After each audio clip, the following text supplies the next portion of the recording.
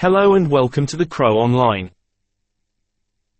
Between 1998 and 2001, Harper Prism published 6 novels based on the legacy of The Crow, and each novel featured different characters, just like the films released up until now. This is the second book in the series and was written by Poppy Z. Brite.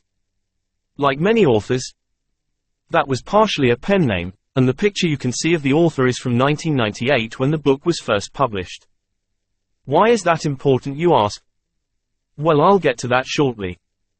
The author was best known at the time for the novels Lost Souls, Drawing Blood, Exquisite Corpse, and a biography of Courtney Love.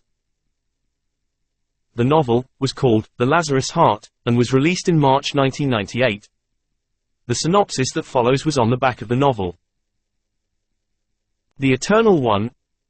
At our human limits, when we've gone as far as flesh and imagination can take us, we meet the Eternal One. The Crow. Immemorially old, and inconsolable, he is there only for those who seek both revenge and love, and are willing to go all the way and beyond. The Lazarus Heart. 5, 4, 3, 2. Jared Poe counts the days on Louisiana's death row. The controversial S&M photographer has been condemned to die for killing his lover. He doesn't know who did it. Only that he didn't.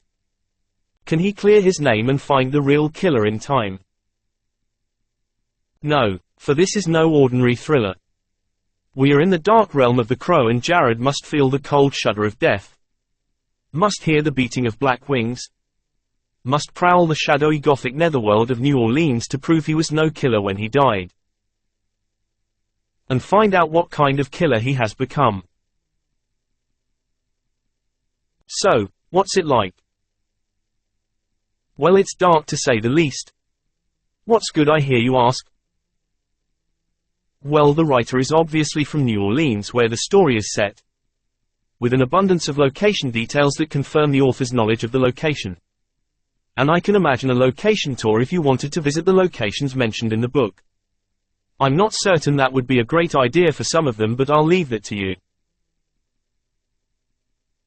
As for what's bad, to be honest, not a lot for me. But the themes and story in the book are definitely not going to be for all tastes. And if you're anti-LGBTQ themes and stories in any way, then this is definitely not the book for you. What's interesting? Well, make yourself comfy because we could be here for a while. Remember earlier when I said it was a picture of the author from 1998 when the book was published? Well, here's a picture of the author now. In 2010, the author announced their transition, and is now known as Billy Martin. Although most online references still refer to him as Poppy Z. Brite. Now, to the best of my knowledge, this is the first gay Crow character we've had.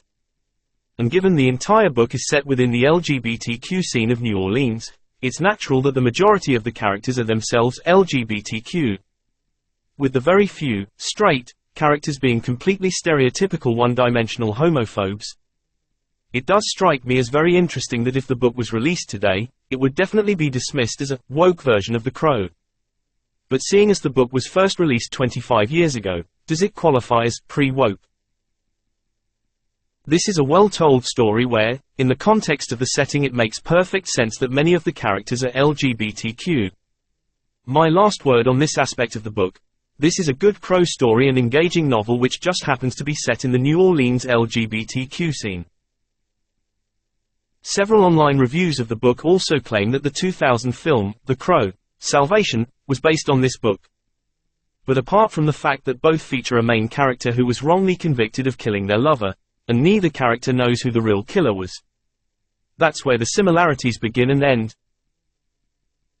Overall, I'd give the book a solid 5 out of 5. Which, to be honest, really surprised me reading the synopsis beforehand. I wasn't expecting to become so engrossed in the story and characters, and I would highly recommend it. Well, that's about it for this video. Thanks for watching, and let me know in the comments what you thought of it and if you would like to see more videos like this. As usual, please like and subscribe, and remember, It can't rain all the time. Bye for now.